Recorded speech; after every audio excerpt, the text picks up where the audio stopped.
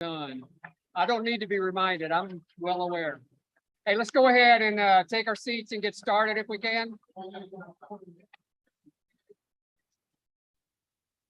Get better.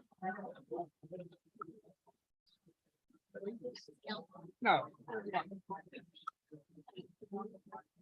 Hey, can we go ahead and get started, please?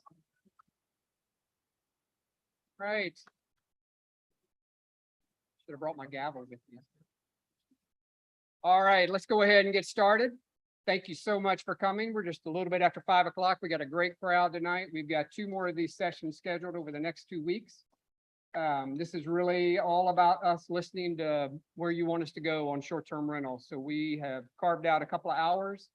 You're going to have some table conversations. We've got Rick Bradley with us, who is a career Belk and Bank of America HR leadership and development training executive, and is now a full-time resident on IOP. And we've got some outside facilitators with us as well to help lead the conversations at your table. So Rick, come along, please, sir. Thank you, Mr. Mayor. Welcome, everyone. Thank you for being here as well. As the mayor said, I do live here on the island. My wife and I have been here since 2011, full-time since 2014. But I'm not here tonight to offer my opinion. I'm going to give a little bit of direction, and then opinions are all coming from the floor out there. I'll introduce the other folks that will be helping tonight in just a moment. We're going to start by covering how we got to tonight and what the session will focus on. I'll talk through how the rest of the evening is going to unfold, but the majority of the time is going to be your thoughts, your voice. I'm sure most of you have read the materials that are available out on the website, the presentation from the Planning Commission about short-term rentals. That session was back in June when the Planning Commission delivered that to council. If you haven't seen those are out there on the website. I'm going to walk through this fairly quickly. This work is part of the strategic plan for the city. It was adopted back in earlier this year. One of the focuses of that strategic plan is around the quality of life for residents on the island, as well as leveraging tourism-related revenue to support tourism-impacted services that the island here delivers. But this is not the first time short-term rentals have been discussed here on the island. I know the print is small here, but I'll hit a few highlights. Back in 2001, business licenses were required for the first time for short-term rentals. Then in 2002, the size of new houses were limited at that time.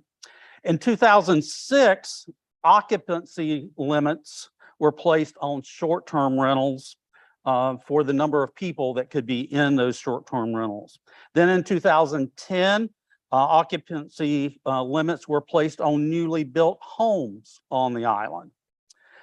In 2020, just a couple of years ago, an ordinance was passed where the license for short-term rental could be revoked after the city's received 5 complaints.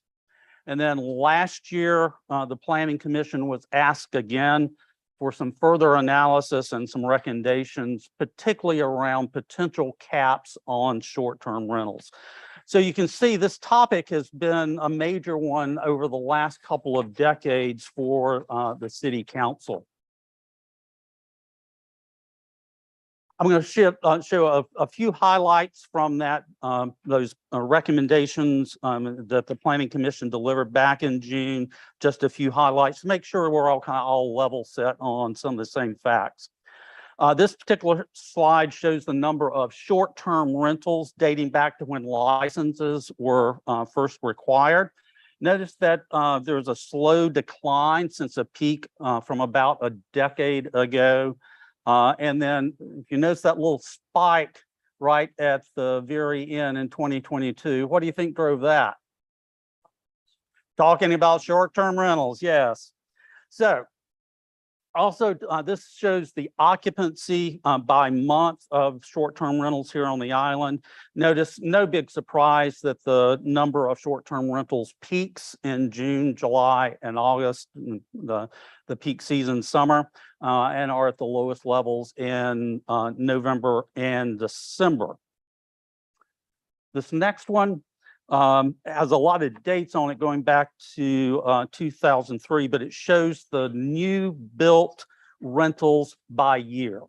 Note that the peak year for newly built short-term rentals was back around 2003, that first bar over there.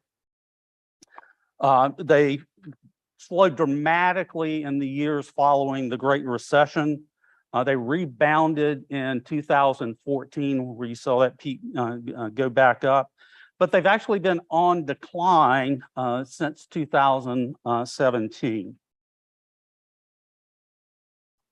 Now, I think this is one of the more important slides. It shows the various sources of revenue for the city.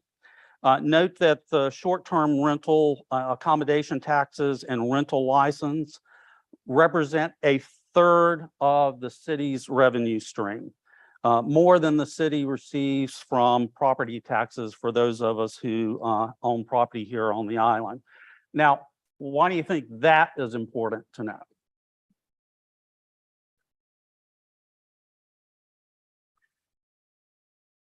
So let's take a look at with the work that the Planning Commission did, what was behind, what did the City Council want them to pay attention to and help us understand a little bit better? First, trying to figure out how do we best maintain a balance between the needs of the full-time residents, second homeowners, and short-term rental properties. Also, trying to figure out how do we minimize the negative impact to livability for those of us who are on the island as full-time residents in particular. We've also noticed that short-term rentals are more recently migrating to areas of the island that have a lower number of short-term rentals historically. And that means some of the livability issues are moving into parts of the island, perhaps that didn't experience them to the same extent. In a few moments, you're going to be talking about some ideas and solutions around these topics. And we've got some questions that we'll put in front of you. But I want to put up here next, though, and I'm not going to read these. We're going to give you copies of these for you. Each of you have there at your table in just a moment. These are the recommendations that the Planning Commission delivered to City Council back in June. It's important to note, they're only at this point recommendations. Those recommendations have not been adopted, have not been acted on by council. That's where you come in. This is your chance to let council know how they should proceed or not with these recommendations. So again, we'll have a copy of these for each of you at your tables in just a moment. Let me talk a little bit about how we're going to go about this. We've invited 5 people who do not live on the island to help with the facilitation at the tables tonight. Because they don't live here on the island, they don't have any skin in the game. They're unbiased. Their role is to make sure everyone has a chance to participate, that everybody's contributing at the table. No one person dominates a conversation.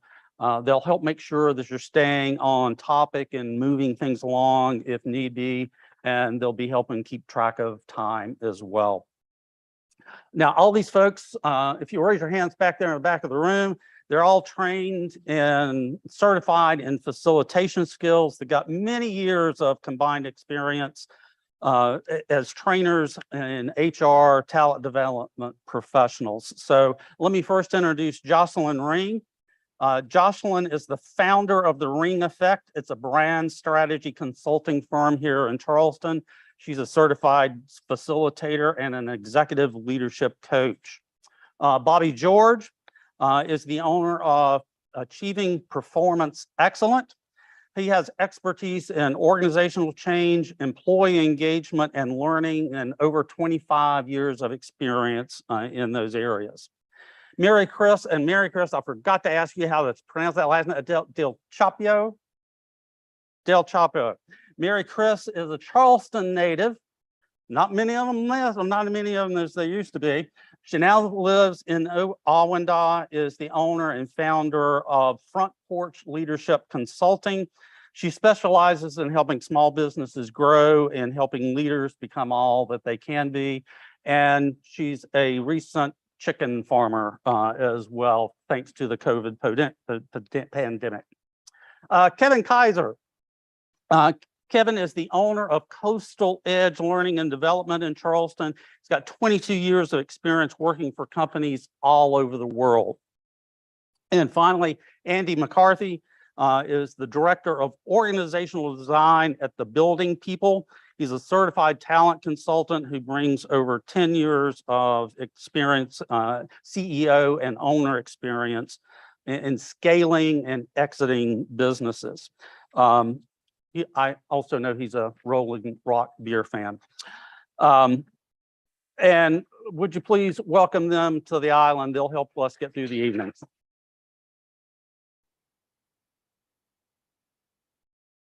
So thank you for being here.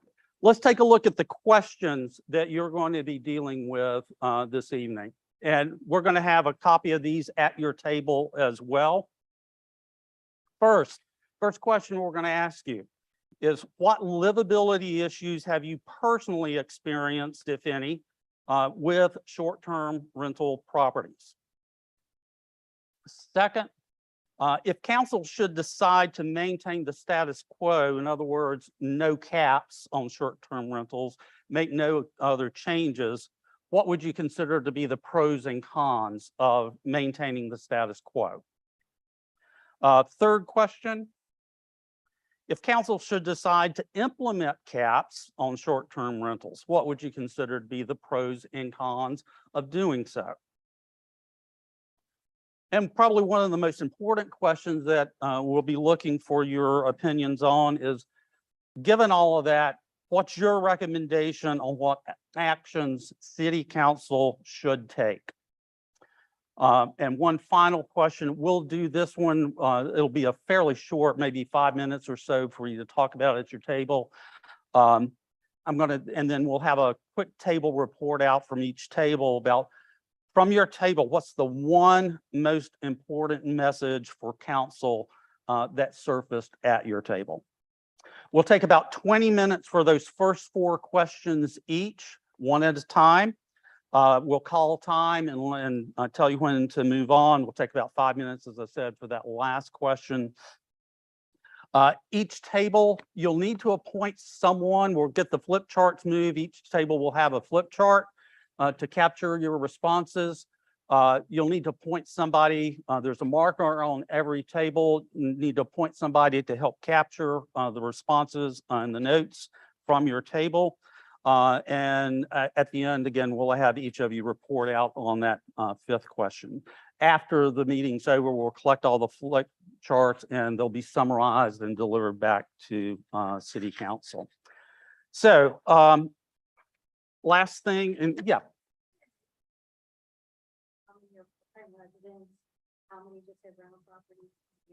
Okay, we can do that with a quick show of hands. Great idea. All right, how many full-time residents? Okay, how many second home owners? Got a few. And how many with short-term rental property? A few of those as well. Good, thank you, good question. Yeah, some had questions, hands raised on a couple of questions. That's okay too. Final thing I'll cover here is the ground rules. We want you to participate actively, but speak one at a time at your table. Make sure that your comments are captured accurately on that flip chart. There's really no right or wrong answers. There may be different answers at the same table. That's okay. But it's important that you treat everyone with respect. Everybody has an opinion to offer based upon your point of view there. and try to keep the side conversations to a minimum, if you will. If I could ask the facilitators in the back to pass out the handouts. We'll get started in just a minute with the first question.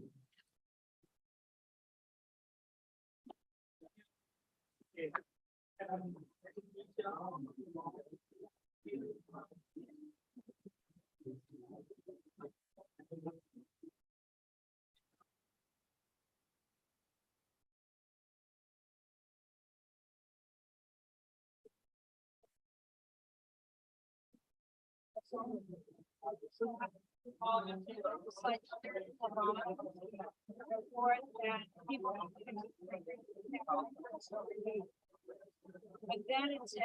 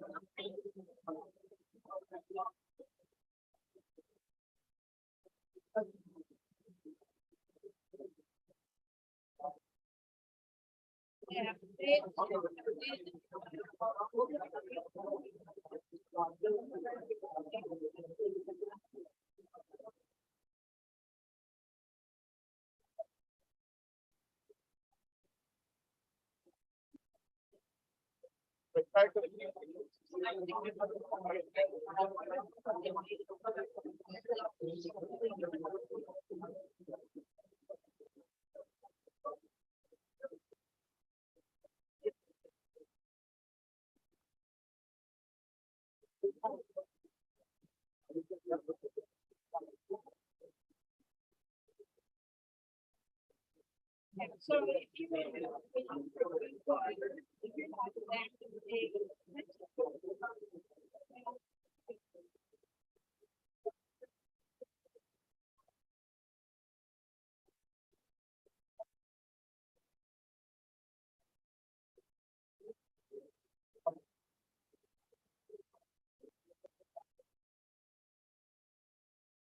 yeah, that's what you're gonna do.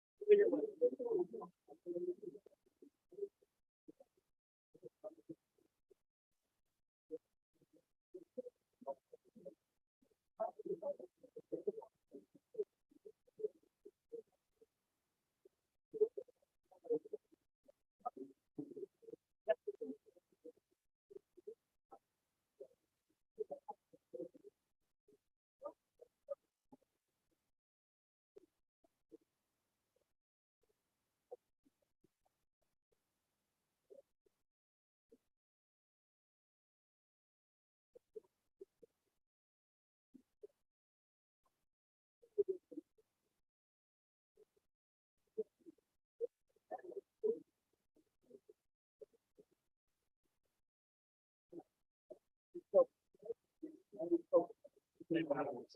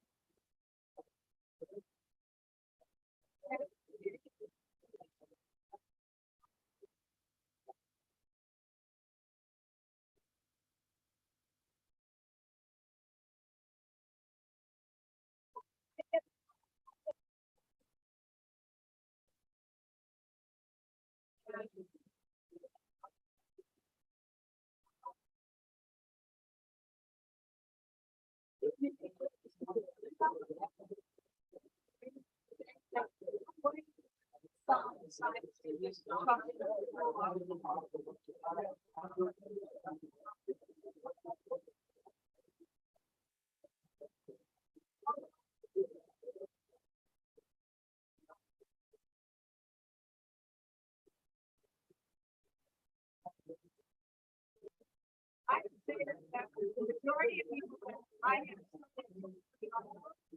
are here on holidays, weddings, graduation, or some other bars.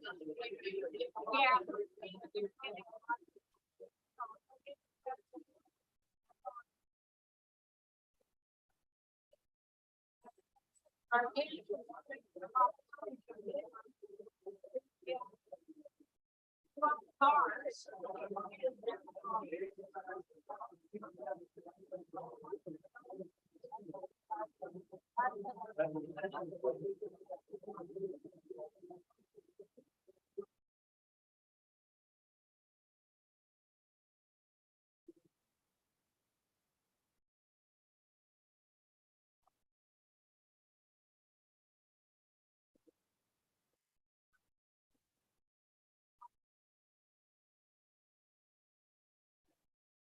I want to say something about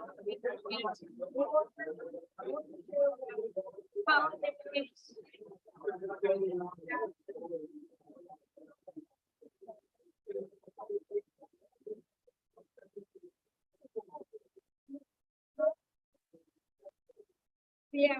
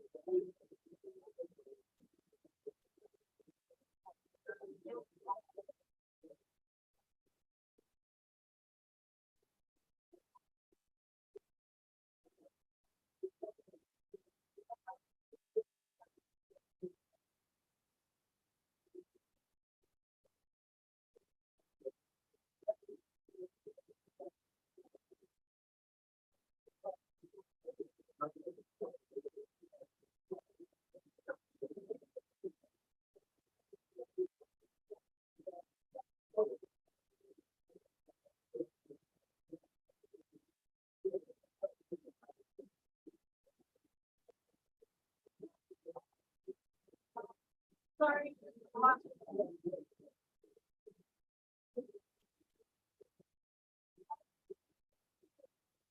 They don't want to put the levels off.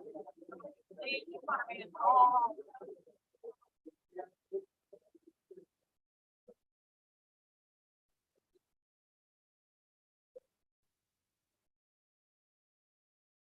Neighborhoods.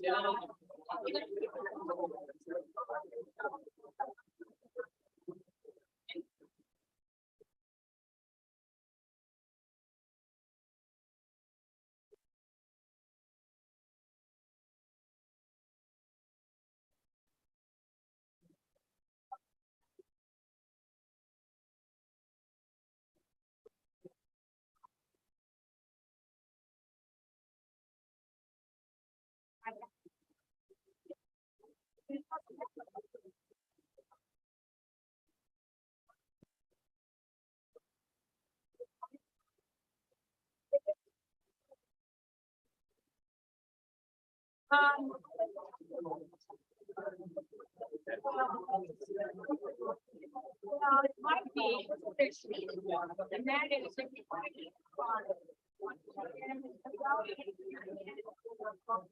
It will, it's something that automatically.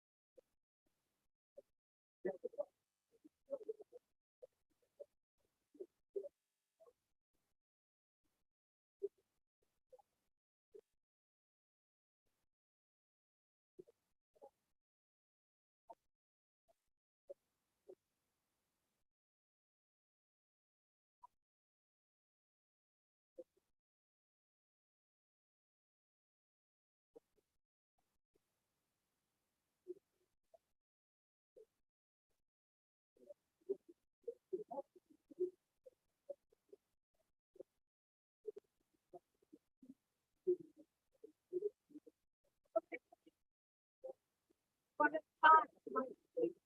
Taking all the place.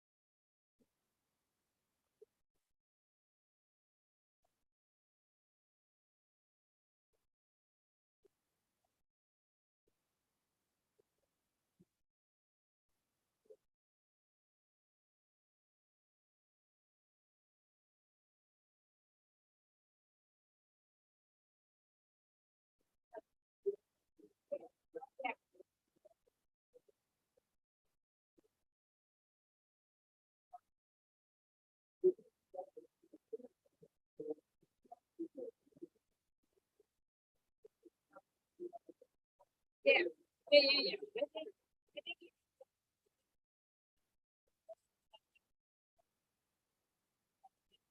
Say, if you would have a person like this,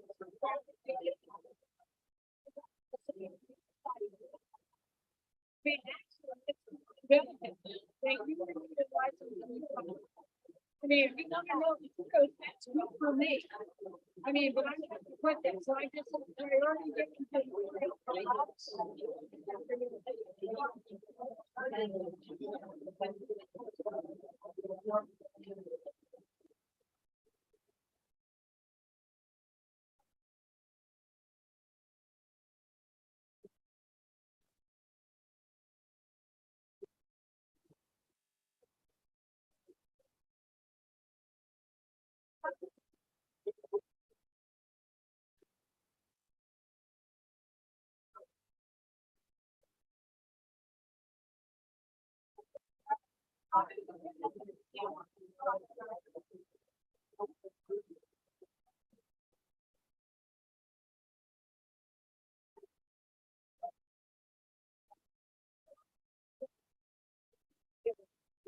let's say that your family is talking about, there's a divorce in the family and there's a separation. Someone's gonna move in here and take on your family. So my husband, your father, three children.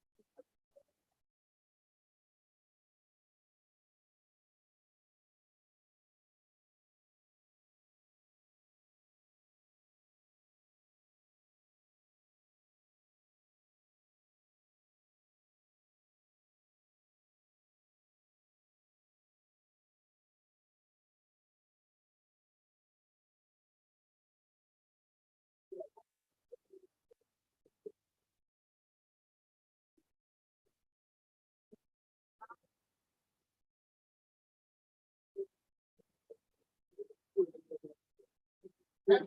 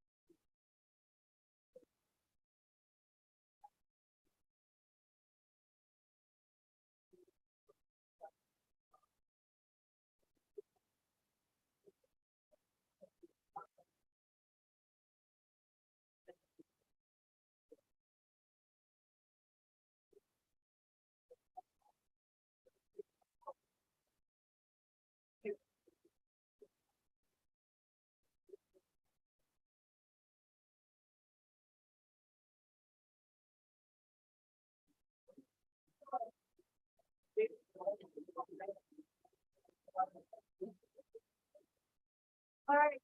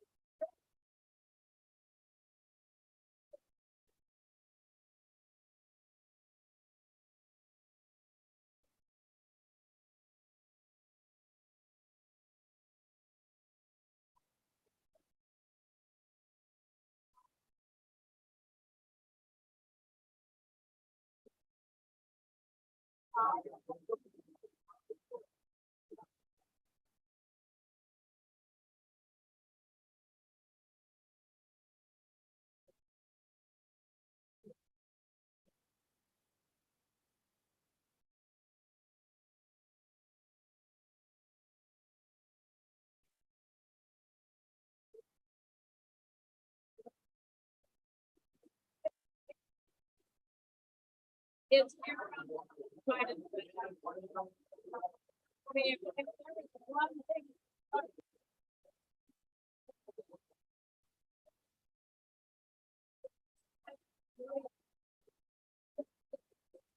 Side of the residents over.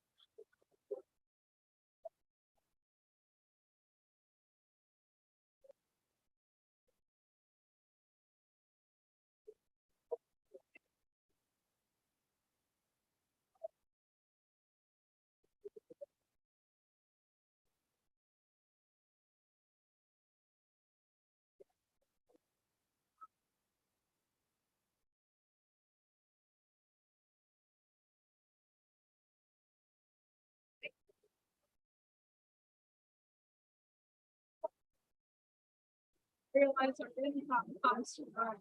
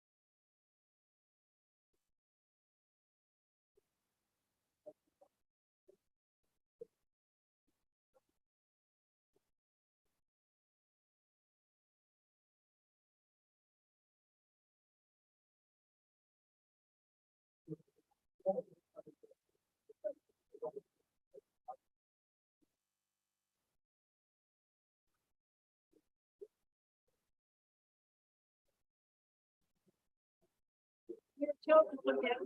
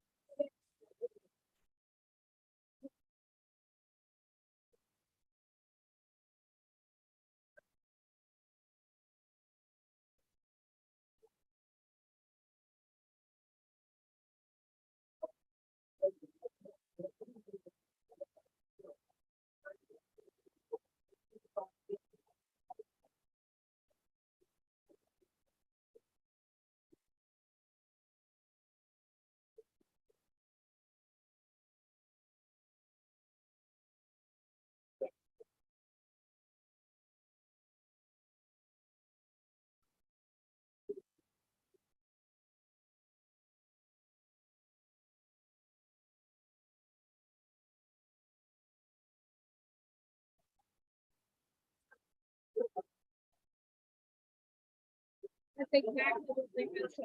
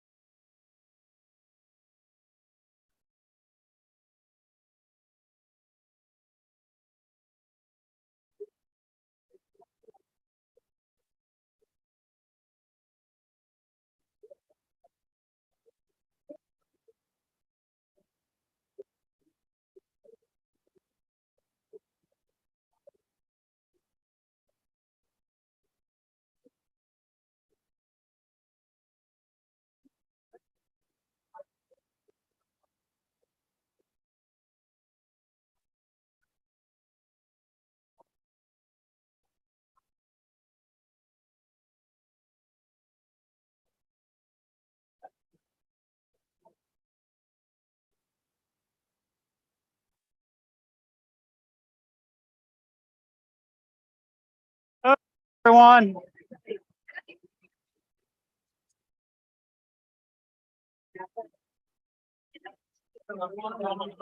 let me get your attention.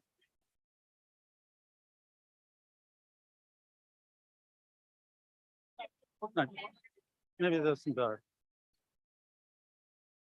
All right, let's wrap it up.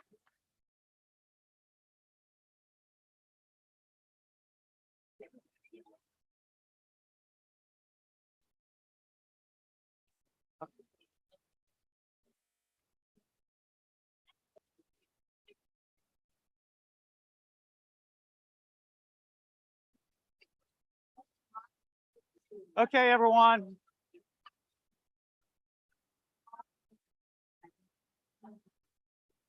Let me get your attention, please. Let me get your attention. This was great. Give yourselves a round of applause. I heard a lot of great discussion. So we're going to go around table by table. Mr. Mayor has the microphone. We want to hear what your most important message. We've got a number of council members up here at the front of the room. What's your number one most important message for council that's come out of this evening? Who wants to start? All right.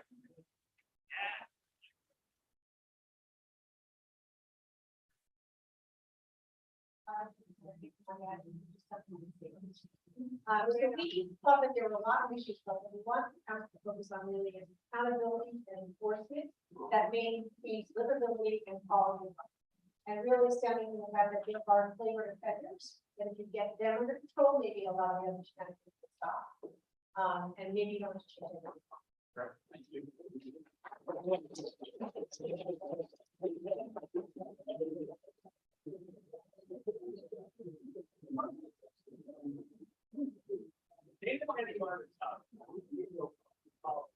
I guess our key message, will go on a similar line, although when we talked about accountability and, yeah, I think the one thing that we had as an AT, a lot of the livability issues that people noted were things that even in existing, ordinances are not necessarily being followed. And a key point, I think, that got highlighted in our breakout group, the burden falls on the neighbor to be dealing with confrontational issues that arise when the ordinances are not being heard. Too many people rent noise. You even had making girls making guys. I thought not mine. It's not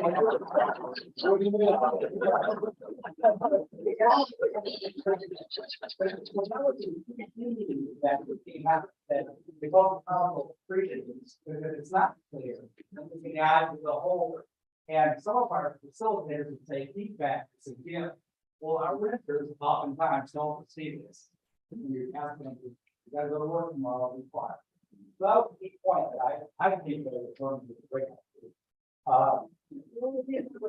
Yeah, and we're not number 5. Okay, so start with the work in existing ordinance. We need to clarify, review it. People don't understand the existing one. So if anything gets put in place, make sure it's measurable and quantifiable. And we do support a cap, but again, same thing has to go on that. What is the cap based on? What we're talking about zones, where are the zones? A lot of people are unclear of what those zones are and so forth. But really, those are the key things, and I think that the council takes that into account. It's about moving forward. And data has some. It all boils down. I think it all boils down to ordinances that can be enforced. We have many ordinances. Noise for one that cannot be enforced. I'm not a lawyer, but I can take anybody's noise. But to the judge, and just throw it out. There's no way to enforce that ordinance. Thank you.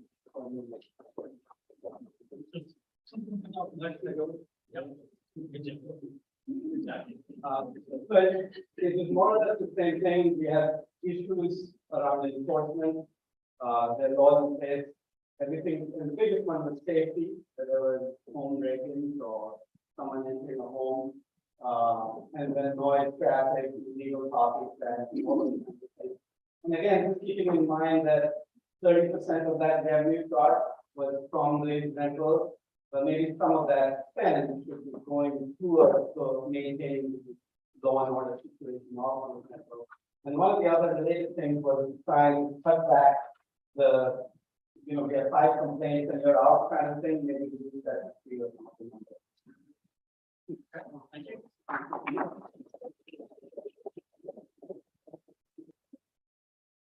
So our fifth one was that we think the council should err on the side of the residents, but realizing that our income comes from our short-term rentals. And two pieces of that, we were concerned with the renewal of rental licenses, particularly if for whatever reason, health, illnesses, a thousand other reasons that you might not rent that particular next year. And second, to hire a mobility officer, getting back to the issue of how do we enforce and with whom do we enforce the ordinances that we have that would make our lives much easier.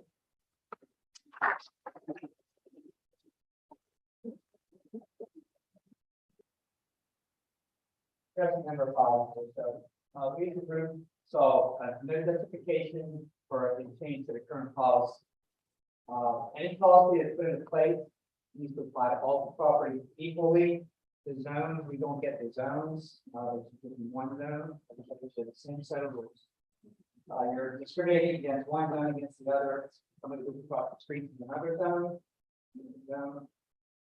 Doesn't seem fair.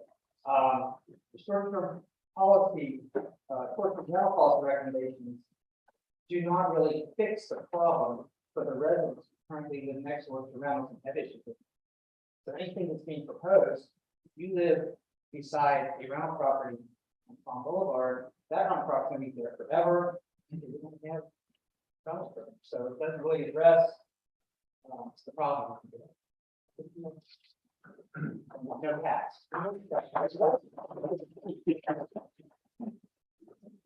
All right, and we'll keep going down, and remember, we're just reporting out on question 5.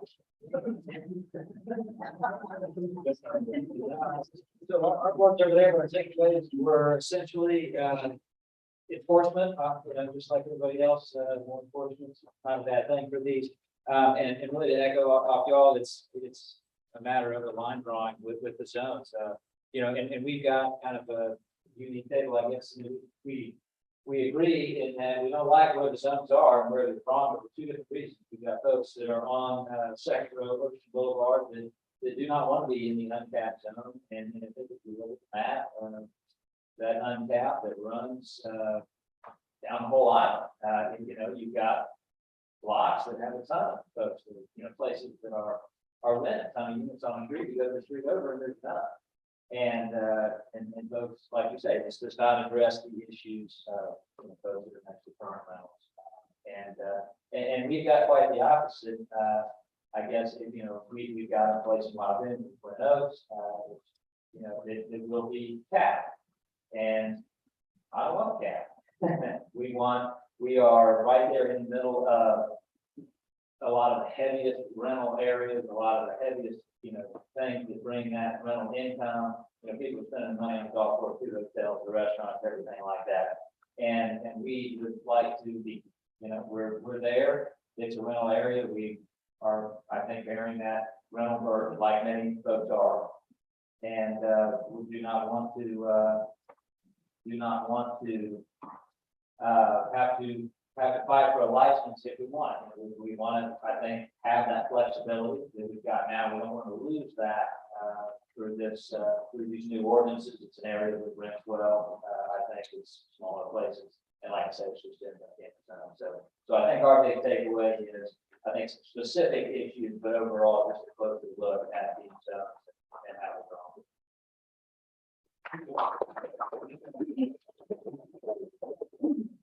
Hello, my name is Mark Mitchell, and our group, first of all, the most alarming part of this is when you saw the statistic of how many new rental licenses, and I am one, who since June 14th, when we had our last meeting, I went out and had a rental license, so I'm part of the staff. And if we decide on no caps, I will tear this up and I will not rent my house. So, otherwise, I will have to. Unfortunately, but so question number 5, continue to monitor the market, do nothing and check back with us in 30 years. The trend is consistent renter to visit year after year, love IoT, and we want to keep welcoming.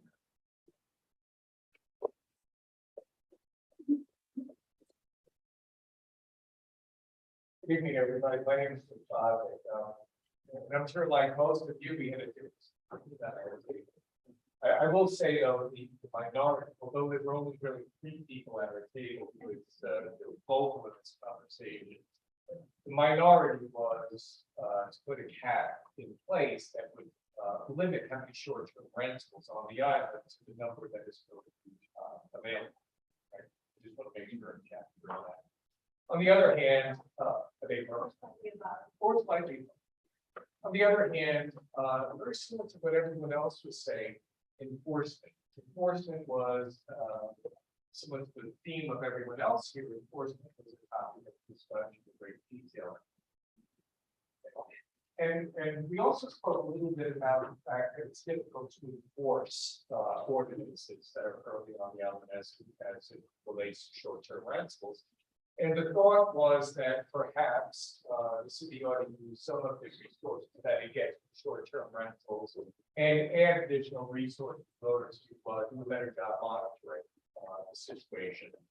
And also we spoke a little bit about if the ordinances that are currently in place are not addressing whatever the problems there are out there associated with short-term rentals, then perhaps what the council needs to do is take another look at the ordinances to see if they need to add additional ordinances, or if needed, put more teeth on the existing ordinances so that compliance is followed by those who have short-term rentals.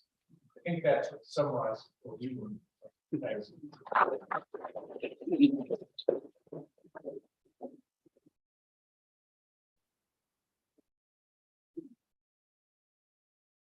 Hi, I'm Bob Miller, and I got to tell the council, this is not an easy task. I can't imagine it's doing so hard. It's hard.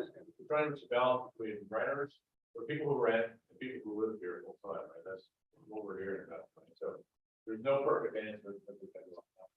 Anyway, I will withdraw it to 5. We felt that the council could probably get on more than one time. And when you run a business, you have to handle, 10 different objectives. So we gave you 4. Maintain the residential character of the neighborhoods. Don't make things worse than they are. If that's it. Let the market take care of it. With a cap, it must be high enough for future. So that's a light statement, but we thought you could let the market take care of it. The facts are shown that it is. And then enforce the current and future laws. We heard that a lot of times. So that's what I got right.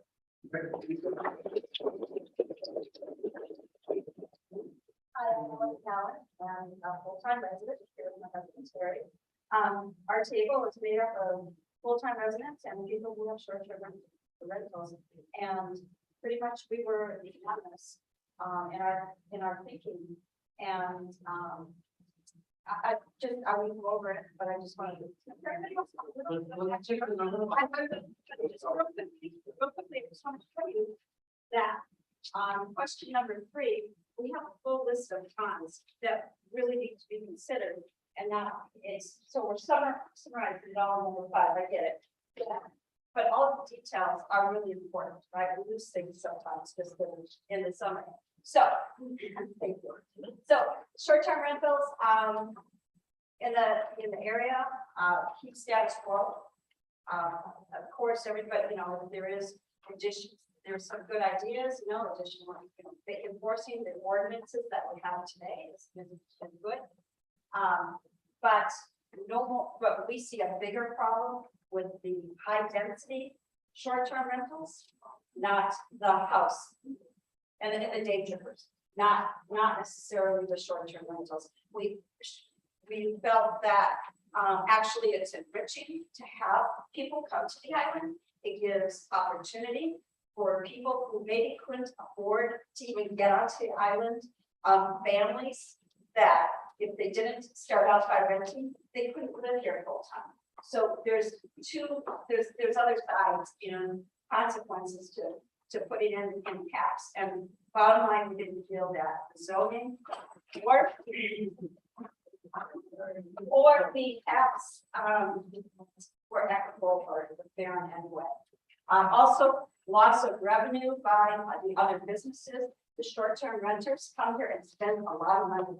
It's not the day trippers, right? And And if we lose those businesses like Harris Teeter, I think a lot of us will be unhappy.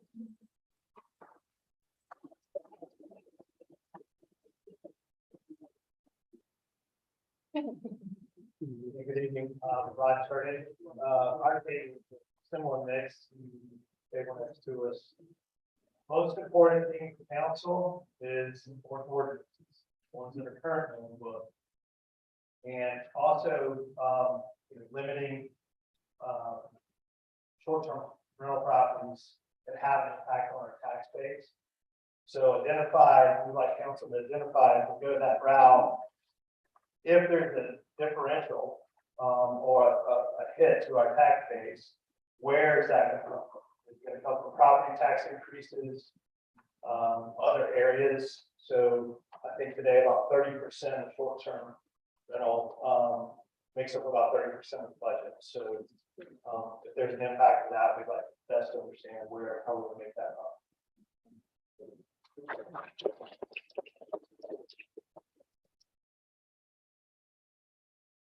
Hey, on the board, we are unanimous. Number one, we didn't, even though why this is an issue, that's a big question.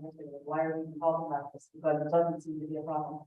Number two, we are all agreed that while none of us would rent our house or have any intention of doing so, we do not want the government overreaching and telling us what we can and can't do with our property. And number three, enforce this ordinance.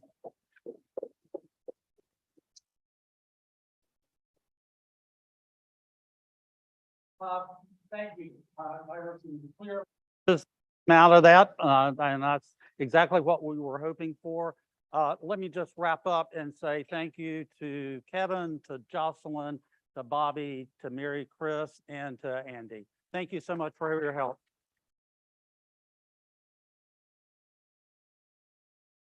All right, thank you, Rick. Thank you, moderator. Thank you, residents. Now, hour and 25 minutes to finish up a little bit early. We kind of things to do the meeting, going to the call hazard. It's really nice for the community, IOD, and just let these different folks. So, and for this table back here, don't think we're only pulling question 5. We're going to look at all the charts and all of that. Again, thank you so much. I was waiting.